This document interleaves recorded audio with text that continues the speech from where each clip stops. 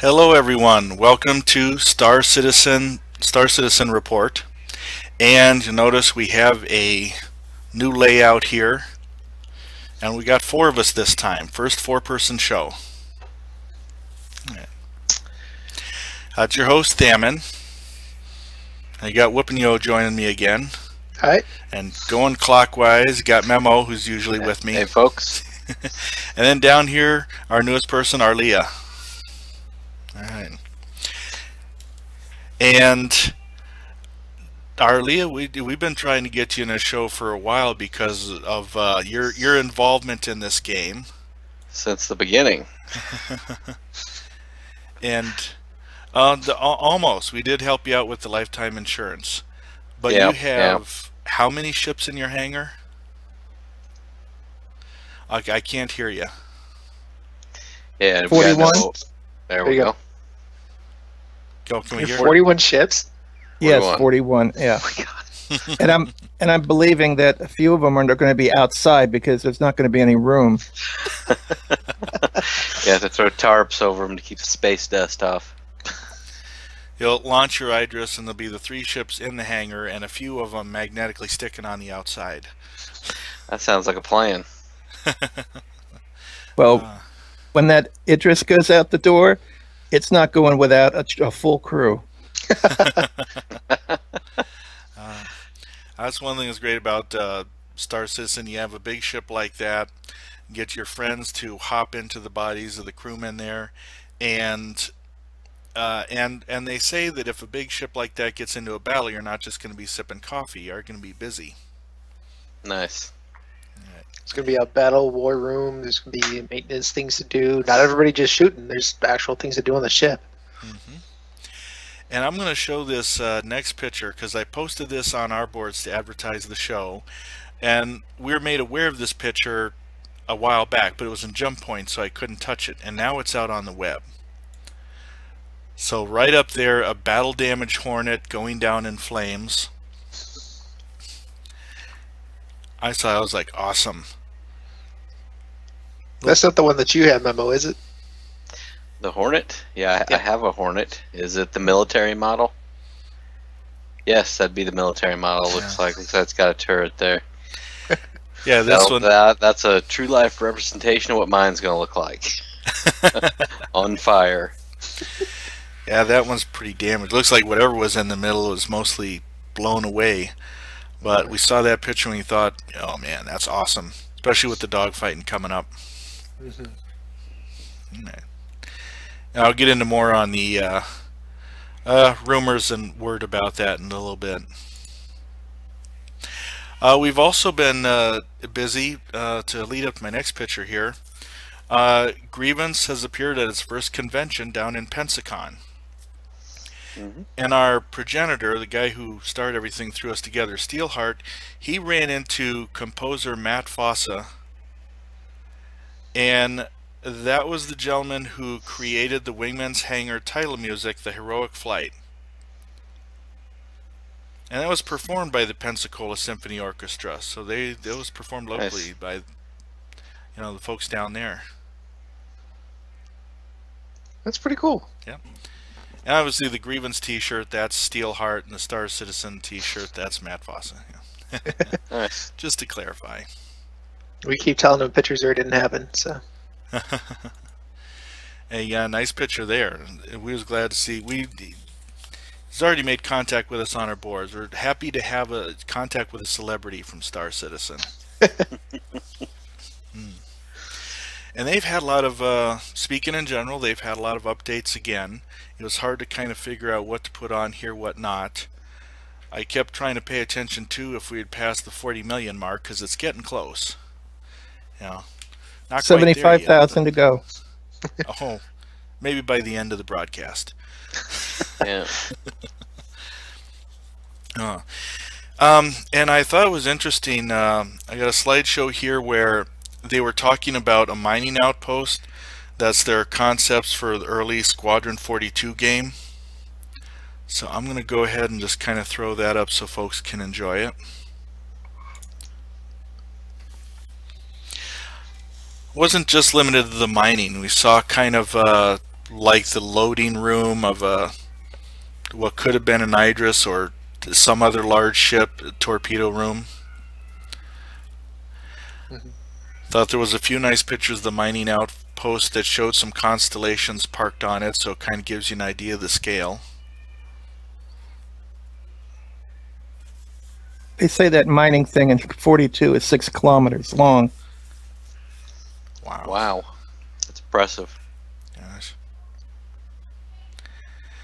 But yeah, it does make you think. Even looking at the size of the constellations on that thing, you'd need several constellations loaded with missiles to start like trying to do some serious damage to that, it would look like. Mm-hmm.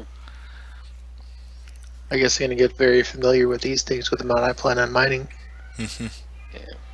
Well, did anyone see the ship chart they had where it compared all the ship sizes to each other? It was surprising where the Constellation fell in that. It's tiny compared to some of these other ships.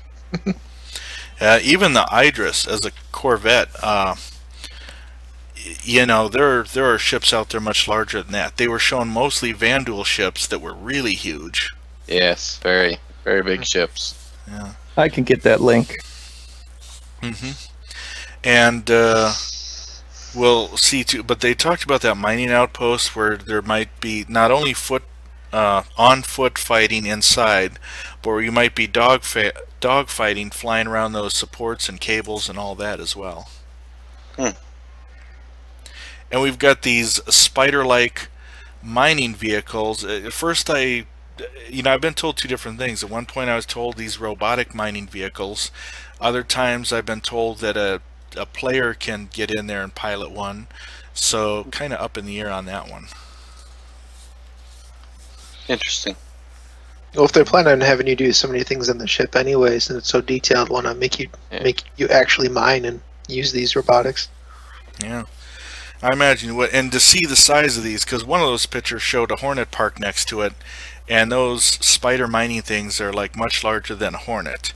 They kind of said on one of the wingman's hangars it takes a different, like a special vehicle to haul those out there.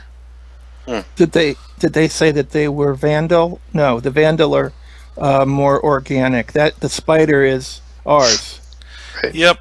Yeah. So the spider one is ours. So I imagine there must be some. I'm going to turn the slideshow off here. So I imagine there must be something, some other emergency in which a team has to get onto the mining station. Of course, I'm sure they're very close-lipped about it. But yeah, I mean, yeah, they did say it. One of them can be piloted by players, so it must be like a mix of them. But yeah, you can imagine, because some people had talked about mining too being a job that some folks can go into. Maybe get a chance to run one of those things. I'm still waiting on pictures of the salvage ship that was one of the the votes. That's one of the ones I'm really interested in. Yeah. Didn't Robert say that somebody had asked if some of the ships were going to be released like a pledge, and he said that somewhere in the future they might. So I'm thinking the 5 ships we voted for, the Mustang, which is 6, and the 7th one, which they're working on now for the next great starship. The gunship. Yeah. I don't know if I want more stuff to come out, because that means I'm going to spend more money, and that's not good. Or, you know, I can always know Arleeya is going to get them, so I can always fly them. So there's that. I always get 2 in case one 2. breaks. Awesome. Is that why you got 2 Idrises? Buy one, buy 2, they're small. One. Only one. You tried, though. It wasn't for lack of trying. Yeah. Oh, well. Very nice of you to try to get one for the guild use too. But I'm sure if you need to call on someone to help pilot the other one, we'll be the first choice. Well, this Idris that we have now, that I have, is for The Grievance. guild, right. That's right. It's awesome. Cool, thanks, man. Yeah. Just yeah, bring so- it back the way you found it. Bring it back, tank Fill it topped back off up. and washed. I'll fly back to your hangar with one of the Hornets that was on board. As I saved one. Horrible. Yeah, I think you want to be looking forward to that stuff to come out in where they can buy it with real cash. It wouldn't surprise me that they offer something like that. Although I'm at the point now where I've met my limit for the wallet. That's it. Yeah, I said that a while back too. We'll see how that holds up. There's so many other games, you know, that we have coming out this year. It's still, you know, I say it's difficult to sink money into this, even though it's, you know, we're a good ways off from it. I still manage to continue to sink money in it. Yeah, yeah. A lot of good stuff even just coming out of Kickstarter. This one, of course, being the most popular. Very engaging. And that's what I thought they were interesting to say too. And so I'm going to kind of jump to it. When Chris Roberts made his February update, and he said of the 6 million or so since they raised since December, 71% of it came from new backers. That's awesome. Yeah, so that's surprising. So a lot of new people learning about it and finally, you know, pitching in their part as well, without LTI enticing them and all that stuff. It's got 212 people working on Star Citizen, and so that's more than most AAA console titles. So, and I guess if you're in that field, want to work, they probably still have a lot of applications that need to be filled. They were doing that a lot. All right. I just want to talk about the Mustang. I've got a gallery on that one. Oh, sure. Yeah. Yep. Cool.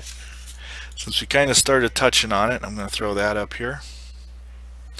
So the Mustang being offered as a alternative to the Aurora. Most folks kind of considering the Aurora to be the base level ship you can try to get into. And now the Mustang, an alternative to that.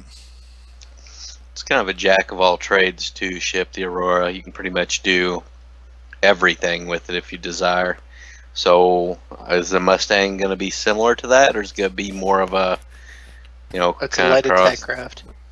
Yeah, You're going to cross be going between. in for recon. You're going to be blowing a couple holes and stuff. You're going to have to run away because it's made out of cheap light material. So you're going to have to fly away. Light recon, Yep. low armor, not armed very much, but fast. Well, it's got the dual turret, which is awesome, and then it's got the two stationary. Those cannons look awesome. I just love the styling of the ship. I don't think I didn't do well in it, but That sounds, yeah, me either. But that sounds like more of an alternative for the Hornet as opposed to the Aurora. I mean, the Aurora is kind of like the family station wagon. You know, you can put, you can transport in it, but you can also do other stuff in it. That does not seem like this would be an alternative to the Aurora. It seems more suited to be, you know, an alternative for the Hornet. I think it'd be a cheaper version of the Hornet. I don't know. Cheaper You know, Hornet. if I look at it from a different perspective, now the Hornet is still supposed to be, let's say if you look at a car that already has a certain really good price tag on it, as it should be. But you can look at this one and be like, when I wanted to look at a little Toyota Corolla, and my wife said, no, you deserve at least a Camry. I thought, so this is maybe your Camry. This is your, you might get the Aurora for a little more roomy, but you know, this is your, you can feel like you can cruise around in the Camry a bit. It looks, I mean, with the side-by-side there, you can tell it's got a lot more sporty, I'm gonna kill stuff look to it than the Aurora. The Aurora seriously reminds me kind of a family station wagon.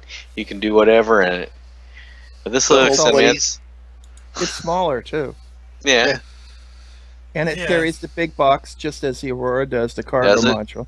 Mhm. Yeah. Yep. So it kind of is a jack of all trades as well. hmm Well, it's Interesting. got a lower weight capacity or cargo capacity, and it's got smaller engine and weapons, whatever. But the hard points are pretty nice where they are. Yeah. It kind of depends on what you build it with, because the Mustang Alpha, cargo capacity 5 tons. If you get the Aurora with the really small cargo capacity, that's only 4 tons, but an Aurora you can scale it up, I think, to at least 10. Mhm. But yeah, supposedly the Aurora would still be the better choice, I think, if you're hauling something like that. This does have, it is quoted as being a rather faster, more maneuverable ship, though overall less firepower or used for, like, say, hauling cargo.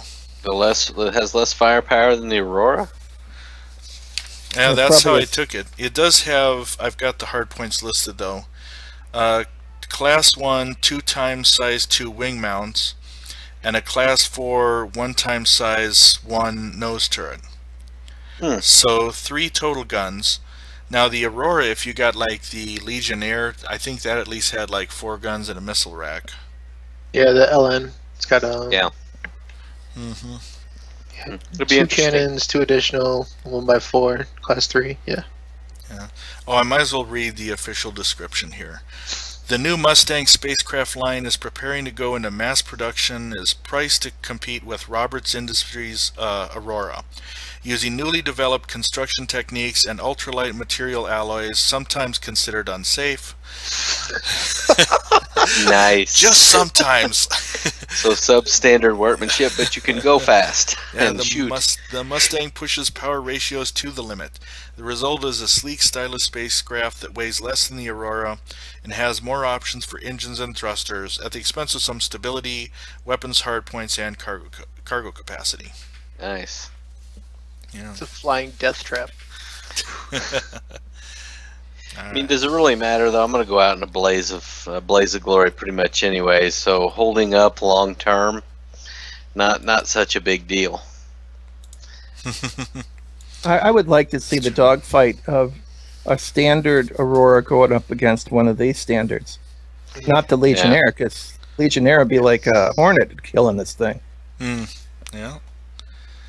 Oh, they had talked about they had some stats for the gunship too. And I'm just looking down. Even the gunship has a lot larger cargo, but I think the gunship, you know, when I read this, I try to think of it as like a rather large Black Hawk helicopter, something like that. It's going to have like a team of guys that can drop off and some equipment it can drop into a location. Well, it says it has 1 pilot, 2 gunners, and can carry 4 to 6 Marines, and then it's saying that the thrusters are linked. It's really a tank. It's like an APC. But it flies. Yeah. So you can see where that can move in a small strike team. It's got the turrets to protect it.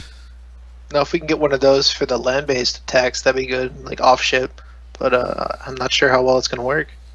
Yeah. I'd like to see that in an Idris instead of a Gladiator. Yeah, either that or use it to get in close to another ship to board. True. Yeah, I kind of hope it has. That's the one thing we don't have. We don't have any idea the size that gunship's going to be yet. It sounds like a pretty healthy size, because that's about what the crew of a Constellation is. I mean, but there's a lot of cargo space there as well in a Constellation. But can you imagine military? It might be a little more compact and not roomy, but you're right. It would have to fit that many people. What about the future vehicles for planetary? Putting the guys in and then yeah, I'm sure they're gonna, if they have our buggy for the hangar. Have attachments for the Aurora to where you strap a buggy on the underneath side with a little tank or something. That's interesting. You remember in Battlefield the little Earth mover, the little scoop thing, whatever? Like one person could drive it, the skid. Oh, yeah. And you pack it full of C4 as much as you could, and have one person drive it in, and then jump out, and everybody just shoots at it and it blows up. Yeah. Gosh. I imagine, too, when they do get down the line and are designing planets, you'd love to get out there in some dune buggy-like thing and a low-gravity planet and have some fun with that. Let's see. So, moving in a bit. So when there was some reveals about that dogfighting alpha coming up. PAX East, April 10th, from about 8 to midnight. They're going to be showing off the dogfighting module in a special event. And this first one's going to be held outside PAX for those who may not hold PAX tickets. And it's going to be limited to 1,500 people. They're going to be also inviting a few folks from active organizations. And after that, once PAX opens, they're also going to be on the show floor demonstrating it. Interesting. I want to go to PAX. I want someone I know to go to PAX so they can tell me about it. It's not going to be an option for me. Let's say I'd love to go there to see more of those damage going down in flames Hornets that we're showing a picture of. But so we know that the dogfighting module is going to launch sometime after PAX East. Nice. Wingman's Hangar 49, I didn't include any footage, but it shows a little more what they've done now to the damage states of a Hornet and blowing it up. 100 damage states on the Hornet alone. And we were chatting about this a little bit before the show, at least me and Arleeya. Yeah, what's that going to be like on an Idris and all that? Yeah. Yeah, how many damage points you have, that's kind of mind-numbing there, the amount of points you could put on there to have to deal with. You have, well, those damage points are the little pieces that come off. Yeah. So that's all graphics, and it took that guy 3 weeks just to do the 100 points. So take that times the size of an Idris. But here's the fun thing. It's hard enough core that you could damage the engines enough so it doesn't move. Damage the weapons so they can't fire. And then this guy's staring at you going, what are you going to do next? And you go, ping, ping, 98, 99. Hi. Leave him there. Nice. And they did. Oh, and folks on the live show here. Yeah, in fact, Lumavox just made a comment about just aim to the engines and that's it. They did make it sound like that's you need to pick them off. Yeah. Torture them a little bit. Play with your food before you eat it. Oh my god. Oh, That's good. I do remember folks that worried about PvP pirates putting someone to where they were like, their ship was disabled and then having some fun flinging them around with a tractor beam in a game or something like that. Yeah. Probably won't happen, but Yeah. Well, as a pirate, it seemed like you would want, you'd want the goods as least scrambled as possible. So, if we want, I've got now going into, well, if anyone in the anyone in our live audience here has some other questions, anything they want about to ask about the game, throw some questions out there. Hopefully, we got some answers for you. Otherwise, I was going to start in with 10 for the chairman, some of his latest round of questions. They were talking about the Drake Herald. Now that's our information and data encryption ship. And someone was asking how it would affect PvE, PvP. And Chris Roberts was saying there is now FTL travel, communication, or there is no FTL travel. Thought I edited that little W out, sorry. Communication has to somehow go through jump gates with drones. Need to encrypt it. So a Drake Herald can transport one of my little Lucky Charms running and peeking and going out. Sorry about that. So Drake Heralds can transport that information without beaming the info openly into space. So it might have deeds, bureaucratic data that needs to be secret and not relayed through a station. So at least sheds a little more light on that. Yeah. Kind of frustrating that there's no FTL, but Yeah. I understand. Like you get attacked by pirates or NPCs, whatever, and you're left derelict, but you can get out a signal, but your drone can't make it to the warp gate, or you can't quite communicate far enough, fast enough, and your guild can't get to you in time. You're like, no. Yeah. Can't call for help. That sucks. But didn't they say they're going to have a speedy way of getting, if you're not in combat, to the jump point? Yeah, they had. They said what you'd have to do is they consider, if you imagine 0.2 of light speed to be the same as jumping into warp or going light speed on Star Trek. Once you achieve that, you can go in a straight line and you're kind of in a fast travel mode. It actually gets further down with somewhere on here where we were talking about it, but It's the third one down during combat instances, though. oh yeah. So what it's saying though is when you're originally on like fast travel, your intelligent flight control may it'll send something ahead, and the computer will make you decelerate out of the 0.2 of the speed of light, because at that speed you can't maneuver at all. So it, as even Chris Roberts said, drops you out of warp. And then you'll be able to turn, or you'll be able to do, you know, whatever. But if you're trying to run away from someone who's going after you, you just simply keep trying to accelerate fast to try to get back up to that 0.2 speed, in which Chris Roberts said you're kind of vulnerable because you're flying in a straight line, and you'll still be slower than weapons and missiles. But you can achieve escape that way. One thing Luminox just said about friendly fire in the DFM. I don't think the first version we're going to see that.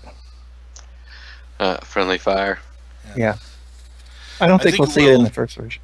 Yeah, I think it will eventually, if not in the first, it will eventually happen, because I think that's been said in the past that, you know, they seem to be hardcore enough on their dogfighting that you do have to watch your friendly fire. Yeah. I would think it'd be easier to implement friendly fire now. Just everybody shoots whatever, it's all free for all, and you have your own friends designated. Unless they're going to be separated by ships, and then that way you can put in the coding for this ship can only shoot this type of ship type of thing. But I see them changing it later, definitely. Or a setting like Battlefield has, because I know when friendly fire's open, you know, I'm my team's worst enemy at that point. Because, you know, if they spawn on you, hey Memo! I like the light machine gun, so if one of my teammates happen to run down a hall while I'm on the light machine gun, they're probably going to run into a stream machine gun fire and curse at me because they're now dead because I didn't stop firing. You're not at fault. They're at fault. No, I was already shooting. They ran into it. No, not my problem. The one thing about the velocity 0.2 light, my thinking is it could also be used as a tactic. If you've got your people there and you know where they are, you could fall right into the battle and like a strike right at. Will it be something you can be that precise with, or not? That we're going to have to see. The computer might slow you down early, but it does mean that, yes, perhaps if there's some friends nearby, that they have a relatively fast way of getting over to you. Okay. 10 for the chairman talked briefly of the matchmaking criteria for the dogfighting module, and all of this right now, keep in mind they said at first they're going to do a lot of basic stat tracking and try to determine which stats make the best matches. And it's out of like a person's ping, whether they're focused on PvE or PvP, the kind of ship they have, their kill count, or must be something like too about just relatively how well they're done. But they say there's going to be just a lot of stat tracking before it's really defined how they're going to match you up. So pretty much they don't know yet. They got to collect the data before they can tell us. Yeah. It's kind of what it sounds like to me, which, I mean, this state of the game development, it's, you know, about where it should be. Yeah. At least early on. Have its own class. True. It's kind of like World of Tanks is right now. Like there's 10 classes of tanks, and you're not going to go up against level 10 tank if you have a level 1 tank. You're not going to go up against a bunch of Idrises if all you have is a Aurora. But they still need to figure out some way in between to make it work. Yeah, I mean, balancing like that to me has never been a what I would think of as a perfect system where they, you know, balance levels against levels. So it'll be interesting to see how they handle that. Unfortunately, in World War II, the French tanks went up against the German panzers. Not for long, they didn't. Yeah. The French had tanks? What? That's what I was getting ready to say. The French had tanks. God. Not anymore. All right. So, at least though everyone will be starting with a Hornet, so it'll be pretty even at the start, at least in that respect. Looking forward to that, seeing as how I have a Hornet in my hangar to see how those fly. I'm thinking about changing out to the Mustang. I just want to see what the loss is going to be because I like the LTI. So. Yeah. Yeah, but it's not going to be that big a deal in game. Yeah, hopefully they'll have more limited LTI sales for the general population like they did in November.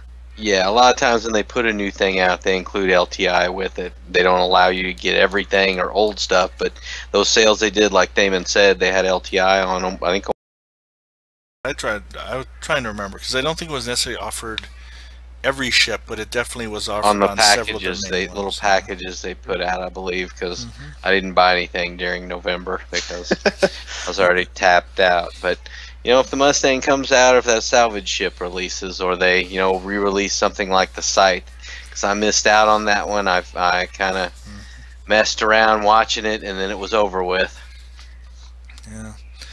I'm going to now tractor beams and taking cargo into your cargo bay, because that was also addressed. And Chris Roberts was saying, eventually every ship should have some kind of an airlock door to separate the crew section from the cargo hold, whether you're bringing it on board or whether you're trying to dump the cargo and run, which used to be an option in some of those older games. He says there may be some kind of mini-game mechanic to help bring stuff into the ship. Yeah, not to backtrack here, Thaman, but Lumavox had an interesting question, and I think we have a good insight on this about the kamikaze attacks. Well, the Vandal Scythe, which I just mentioned, one wing is a giant blade. It's designed for kamikaze tactics, so collision and collision damage, I would guess, is going to be a major factor, because when you especially have a ship that's designed to impact other ships. Yes, And they've discussed in the past 2 different instances I can think of where we saw in the dogfighting module a couple guys take each other out accidentally colliding, and there was a question way back of physical objects and how well shields stopped them, and it talked about, yes, if you collide with an asteroid, your shields will help up to a point. Yeah. So head-on collision, you're pretty well SOL at that point. But I mean, they did show like the Vandal Scythe, using its blade as the wing blade as a weapon. So I would guess that's a viable tactic for any ship if the Scythes can do it. Yeah. And I will be, every time that happens and I take someone out by colliding with them, I completely intended to do that. I'm just stating that for the record at this point. It was intentional. That wasn't an accident. I don't care if you're on my team or not. It was on purpose. Right. Well, I've got another one on the Idris here. We've been told they've had to actually beef up the interior to get it proper. They'd had the one design, and apparently for the internal room they've had to expand it a bit. Which, when some people talked about, well, now it's bigger, should it be a frigate?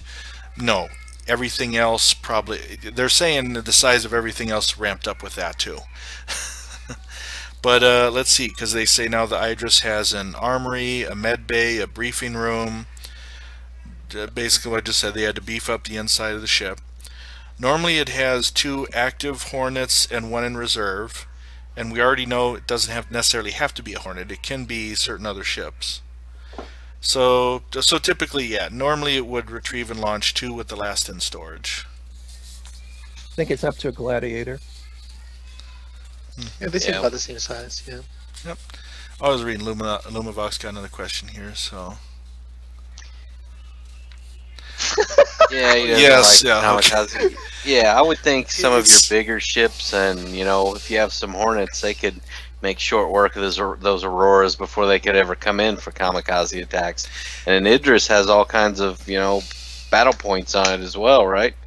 They could defend itself from kamikaze. He's asking that, yes, they could send a bunch of noobs and Auroras to do kamikaze attacks to open the way for other ships. I would also think that from Chris Death Roberts is going to have a penalty as well. I mean, are you going to be wanting to die on that kind of scale that often?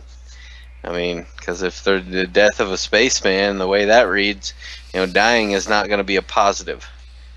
Yeah, and there are, I would say, insurance concerns too, because the Chris Roberts, and we'll have to see how this develops. Yeah. Talked about things like the insurance fraud and all that. So I imagine if people are trying to develop kamikaze as a tactic, that's going to affect they can affect it probably from an insurance side of things and replacing the ship.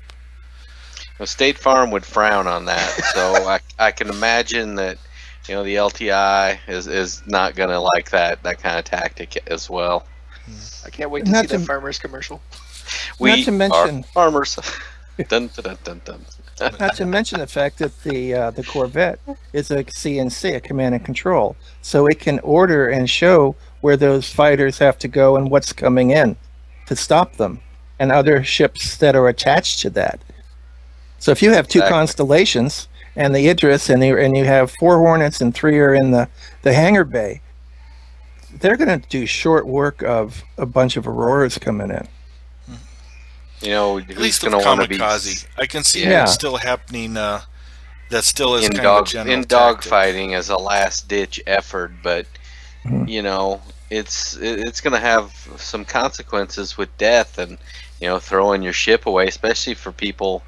You know, a lot of the new people coming in, they don't have LTI. They're paying for their insurance. No telling what it covers. It isn't going to cover all the little add-ons they put on. It's going to cover this, and I would think that it would be, you know, throwing your ship away like that would have consequences. Yeah, you know, this next point from the 10 for the chairman can kind of help with that too, because people asked if it was possible to PvP for fun. And Chris Roberts says yes, the dogfighting module and simulator arena mode is like a game inside a game, no persistent universe. So the dogfighting module will eventually be just like really a video game inside there. But he also says that in the real universe, you have to risk to gain something. So there will still be a risk of trying stuff like that. Hmm. Yeah. Which is how it should be. Yeah. We shouldn't really pick on the Aurora. We should add the Mustang in there because it's designed to fall apart. And he'll get in there faster. They'll get in Who there needs the faster. armament At least shields? some of the bigger pieces will get in there faster. And this is the last of the ones they had for 10 for the chairman. Someone asked, would your character ever retire instead of facing death as the ultimate end? And Retires. hey, What is it? Retire. Oh, I'll never see that. they threw it out there that it's something that's been under discussion, but it's only an idea at this point. It's just unbelievable that I would live long enough to retire. Not that that's not a good kind of end to a character, but to live long enough to retire, I don't think that's going to be much of a, you know, a thought or issue for me. So, But you could be in that bar as the old fighter pilot, and you could tell all these great stories. Or I would have to win some fights at that point. That would, you know, that could be an issue. Or you land your ship for repairs in Cloud City and Lando comes out. So, what have you done to my ship? Yeah, not knowing all the time he's got Boba and Darth in there waiting for me for dinner. It's awful. But yeah, I think you've got to, because he tied back, I think it is about to worry about some things. Like, yes, big organizations might have the pull and resources to try stuff like that. We will. I'm kind of hoping for the stuff we discussed that individuals are still getting penalized for it on a small scale. For a large scale, we'll have to see. Because anytime you talk about big organizations, and a lot of people worry about some of the stuff that went on EVE Online, there's a lot of people not wanting to repeat mistakes of that one.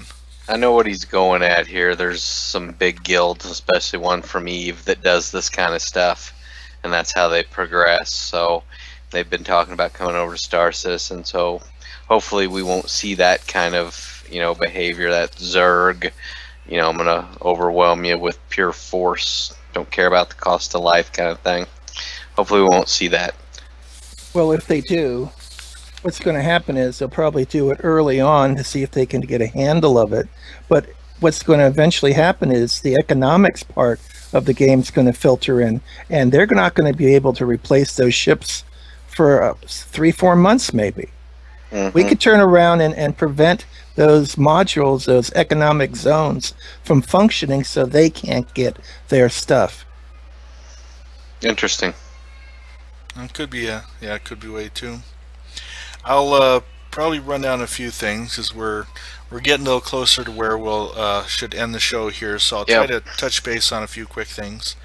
They did say that now Oculus Rift support is now in the hangar. still bugs that are getting worked out, so submit your bug reports.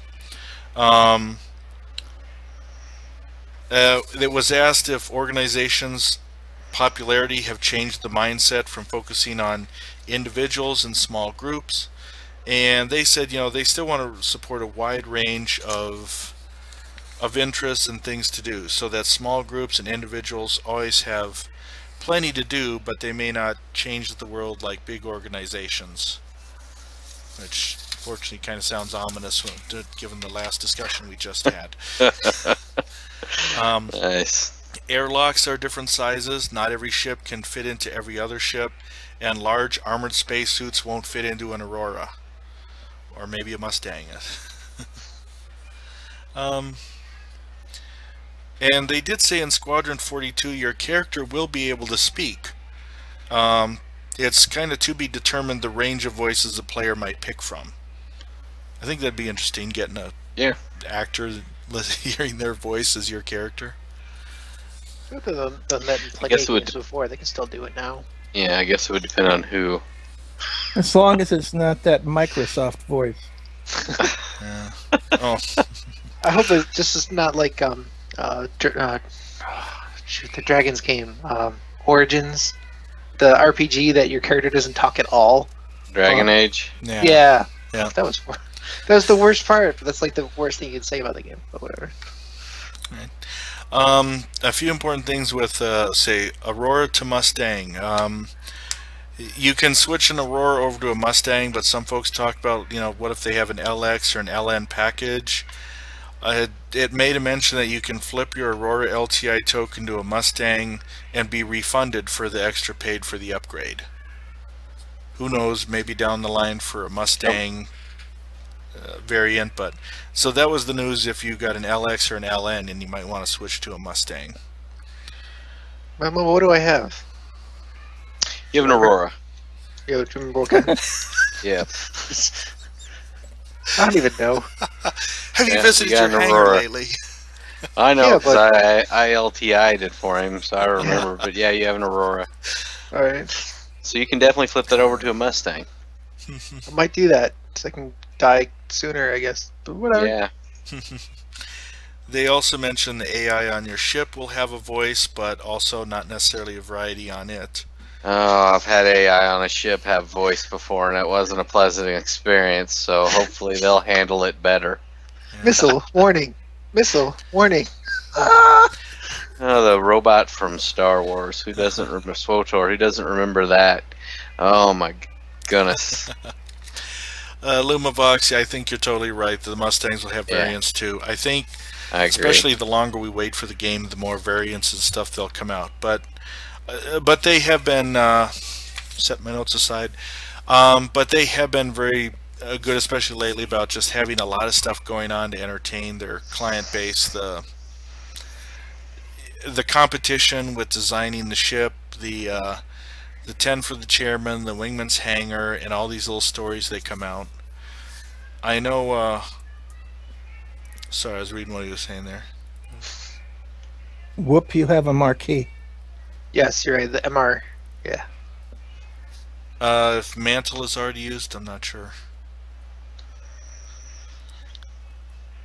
I can shoot faster. Woo! Oh, I don't Heard know that about you. I don't know what mantle is, so I'm not sure what the question is, what he's asking. Oh. What? If mantle is, I don't know what that means either.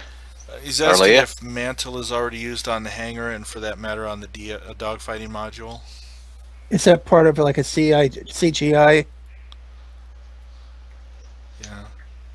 Yeah, some of the technical stuff we might not know, because even Wingman's Hangar, they'll throw out a few questions there, and they usually have to bring another guy in that can explain that things.